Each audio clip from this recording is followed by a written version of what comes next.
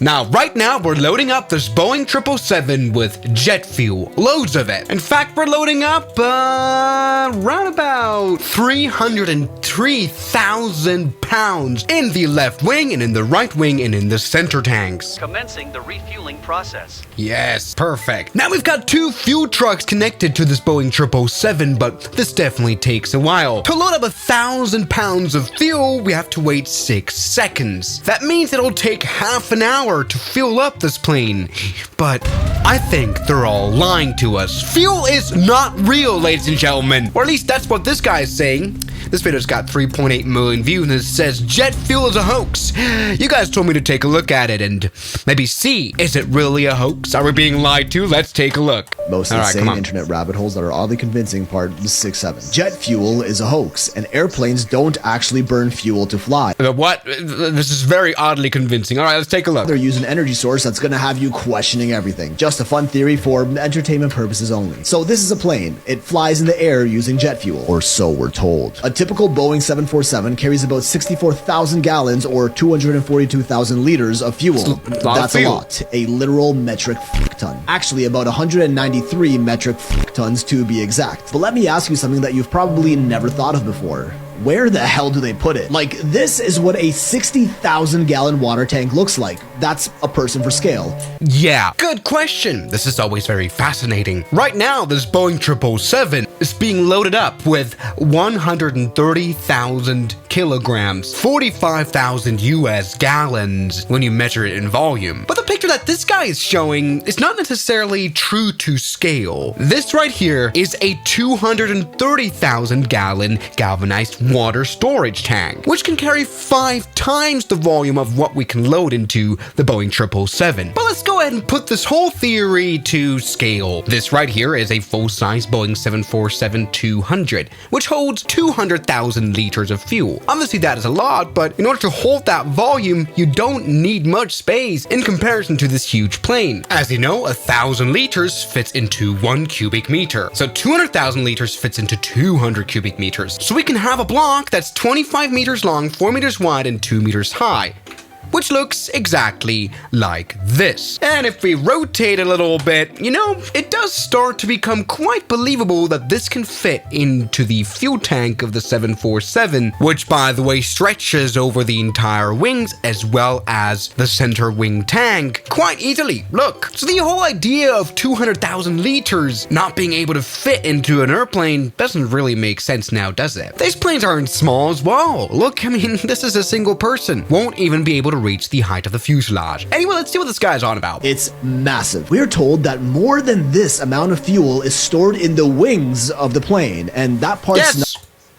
a myth, that's actually what they tell us. And the question people are asking is, where? How exactly do 64,000 gallons fit in these wings? Like, well, okay, that was an A320. This plane maybe fits like 42,000 pounds of fuel, which by the way is this much. After all, the A320 is a much smaller airplane with a much smaller range. It only really loads this block of butter fully loaded. Anyway, let's keep going. It's like this entire tank is really squeezed into those thin sheets of metal. It just doesn't make any sense. And then think about the time that it takes for an airplane to refuel. When you're at an airport, you usually don't see the fuel pump connected to the plane for more than a couple minutes at a time. A regular car takes only about 12 gallons of fuel, and let's say 2 minutes to fill up. Even if these jet fuel pumps pumped at 10 times the rate of a regular car gas pump, do the math, and it should take around 9 hours to fill just half of the plane's 64,000 gallon capacity. Yet we somehow never see a plane getting pumped for more than a couple minutes, if even at all. Sure, they'll tell you these jet fuel pumps are actually way more powerful than that and can pump fuel at a rate hundreds of times faster than car gas pumps, all going through this hose with a 1 to 2 inch inner diameter, which is actually how wide they are on the inside. Go search it up. What? You can't really compare the gas hose of this 777 fuel pump to a gas station pump for your Fiat. This thing is 10 centimeters in diameter, whereas a normal like rubber gas station pump hose would be 1 1/8 inch of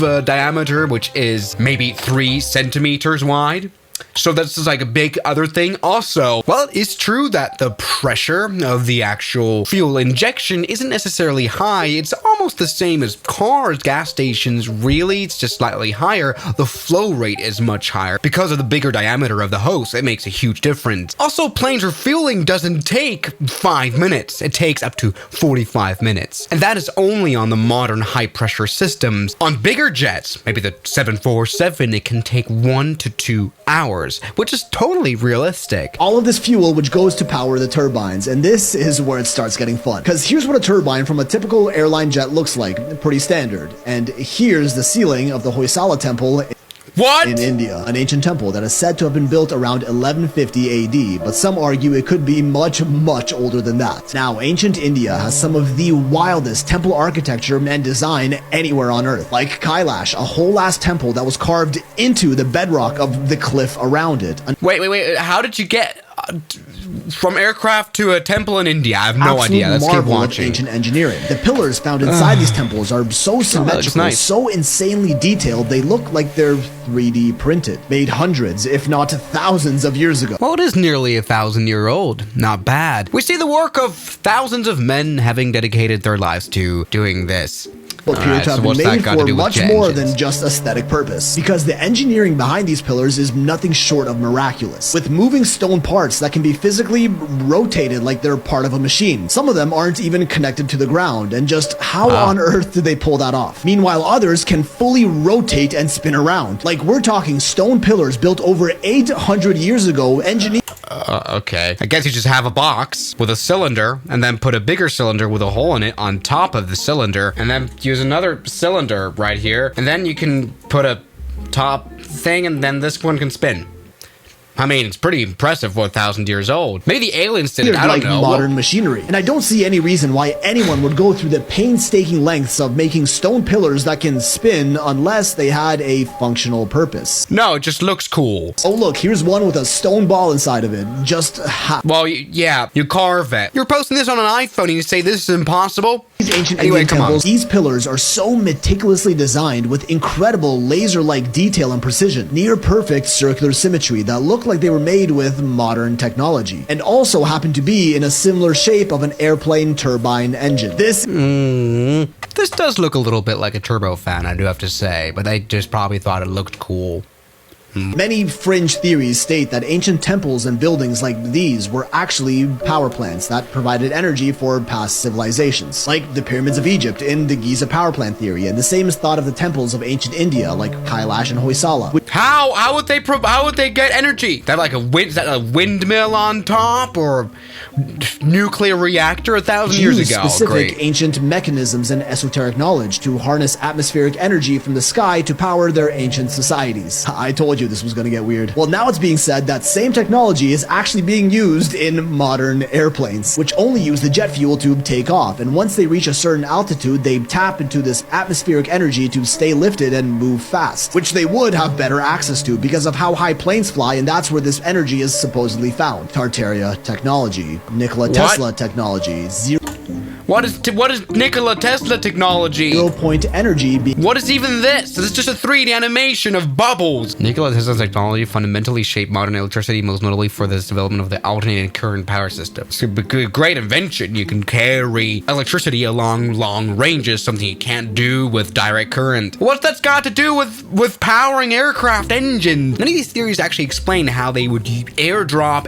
Bluetooth energy and suddenly make an engine combust to create thrust. I have no idea. Used right under our noses, all while taking money out of our pockets with expensive plane tickets, blaming it on the copious amounts of jet fuel they allegedly need. It's true, while fuel and oil, though, mainly only make up a quarter of aircraft cost. You still have people working, maintenance, but this is all a lie. I'm lying to you actively. When they're actually just using the free, unlimited atmospheric energy harnessed by our ancestors. Absolutely insane, I know. But listen, a Boeing 747 can weigh up to 220 tons. While an Airbus 380 can go up to 600 tons. That's A380. It's not 380. Have you ever stopped to think about how much of a modern miracle it is for a 600-ton metal behemoth to fly through the air for 16 plus hours on end? These wings are huge and they're designed to create lift. Lots of lift, but I will not explain now how that works. Very obvious. And all it takes is 4 of these jet turbines. For how powerful they are, aren't even really used anywhere else except for aviation. Turbines are used in lots of different things. Have you ever heard of industrial steam turbines to create energy? And it looks the same as an aircraft engine almost. Also, what, you want to power your car with a jet turbine? Well, you could do that. You could power your car with a turbojet. Do you think the energy comes from the sky, from our ancestors? Maybe. But even so, someone has to make these engines, and surely it would be much too difficult to keep something like this a secret with hundreds of companies all manufacturing them, right? Well, actually no, because only 3 companies own 99% of all turbine manufacturing in the world. GE Aerospace, Pratt & Whitney, and Rolls-Royce. Any other manufacturer is in some way associated with these big 3. And of course, all of these companies have the usual suspects, Vanguard and BlackRock. Well, yeah, thanks for forgetting about Honeywell. They make jet engines for nearly all private jets, so they don't get energy from the ancestors? What about Saffron? Oh, well. Vanguard and BlackRock as their top shareholders, the 2 mega companies that own everything. It's true, BlackRock has 7.6% of ownership in General Electric, whereas Vanguard has 8.13%. So they are the ones creating the electricity, it's obvious. Mega companies that own everything, who control the 3 companies that essentially power every airline on the planet. Also, no, or maybe they have a lot of shares. Every airline on the planet, also making it almost impossible for anyone else to make their own commercial turbines with regulations, gatekeepers, certifications, and import controls. To keep their oligopoly in power and free from independent producers to keep this technology as close to their chest as possible. What? There's tons of little companies that make jet engines, like Williams as well. Like, are 4 of these turbines really enough to keep a 600-ton airplane suspended in the air, traveling? Yeah. Have you ever seen what happens when a car stands behind the 747 engine? Yeah, that is a lot of air being thrusted at this poor little car. Traveling at hundreds of miles an hour for hours on end, propelled by just the air? I mean, maybe they are. This is what internet rabbit holes are all about after all. Roast me in the comments if you disagree. I think I've done this over the whole video. I think this guy's trolling as well. This might be the most retarded theory we've covered. Probably. Comments are good. My uncle builds the 747 and says there's fuel in the wings, but barely any. The 747 has not been built for 10 years. They burn fuel only to go up and when they land. Makes sense. They stay up in the air magically. We know that. I don't know if that's got to do with a temple in India. I mean, as you might know, they love shapes like this. The whole idea of the Eastern Hinduism is crazy things. I mean, have you ever seen something like a mandala? Oh yeah, for Eastern religions loved mandalas like this. And this looks like a jet engine. So thanks India for inventing the GE90 engine. And thanks for watching this stupid video. And I'll see you guys tomorrow. As always, good night. And a special thanks goes out to my members, my supporters. Guns Killer, R27, James Duram, That Dude, Anime Gods of Gaming, Derek, Insider Plane, Nishijitsu Finder, Professional Jamal, Ryland Williams, and New the York. You've got beautiful names.